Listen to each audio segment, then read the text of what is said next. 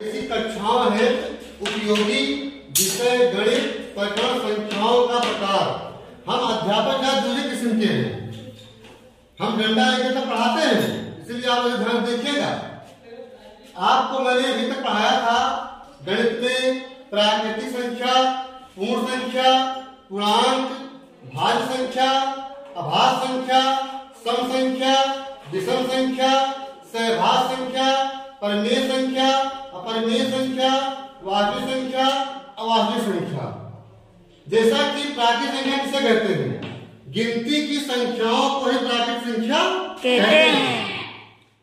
और प्राकृतिक संख्याएं जो होती हैं वो 1 2 3 4 5 डॉट डॉट आदि होती है।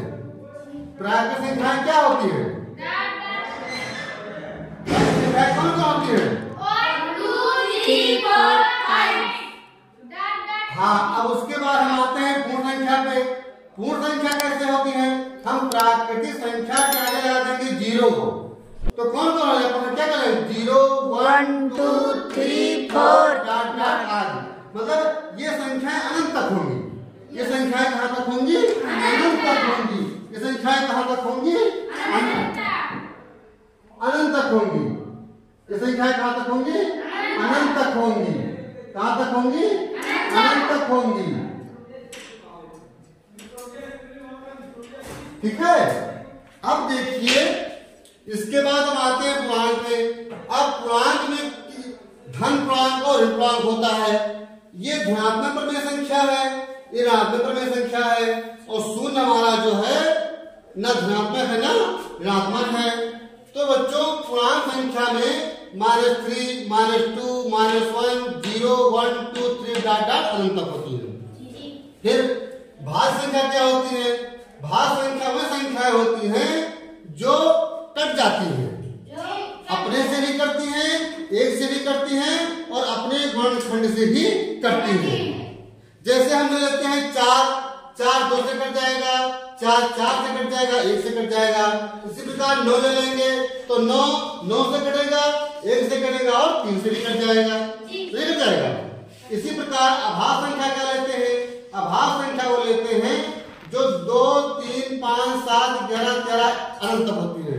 अभाज्य संख्या वे संख्याएं होती हैं जो केवल 1 से कटती हैं या स्वयं से कटती हैं। किससे कटती हैं? 1 से या स्वयं से। जैसे 2 ले लिया, अब 2 यह अभाज्य संख्या है, 2 केवल 2 से कटेगा या तो 1 से कटेगा। 3 किससे कटेगा? 3 से या 1 से। हाँ, 3 से चाहे 1 से। हाँ। अब इसी प्रकार सम संख्या ले लीजिए। सम संख्या किसे कहते हैं? जो 2 से पूर्णांक। हाँ, जैसे 2 4 6 8 10 12 है नहीं, डॉट डॉट तक। विषम संख्या किसे कहते हैं? जो 2 से पूर्णांक ना हो। हाँ, जो 2 से भाग। जैसे कौन कौन?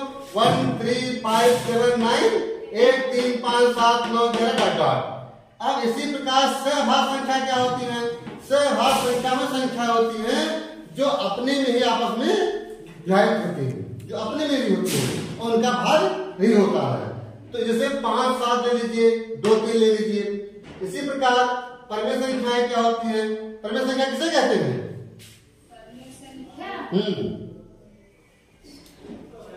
जो P बटा Q के रूप में हो, P बटा Q के रूप में हो, जहां P और Q पूर्णांक हो और Q का मान 0 ना हो।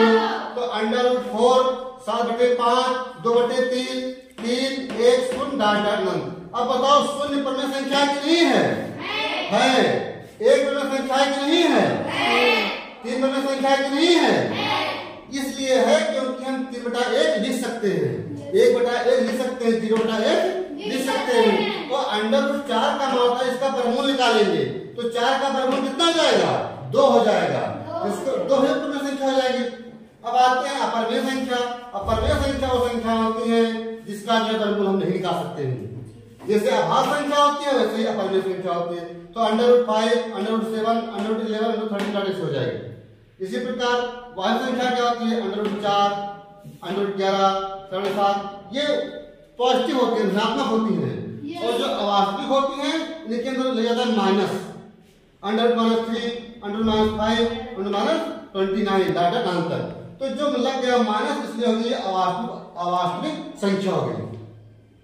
समझ गए मेरे प्यारे बच्चों? जी तो ये जो है जितना अभी तक आपको पढ़ाया गया संख्या के बारे में, तो ये आपके लिए बहुत ही उपयोगी है। आप इसको नोट कर लीजिए अपनी कॉपी में और इसको अच्छे से समझिए। और हमारे जो पढ़ाने का तरीका है, हिंदी, गणित, विज्ञान, सामाजिक विषय, जितने भी सब्जेक्ट हैं सब आपको एक ही प्लेटफॉर्म में मिलेंगे। इसलिए हमारा channel learn with us subscribe कर लीजिए, शेयर कर लीजिए और बेल आइकन दबाना ना भूलें। बहुत बहुत धन्यवाद। आपका दिन शुभ हो।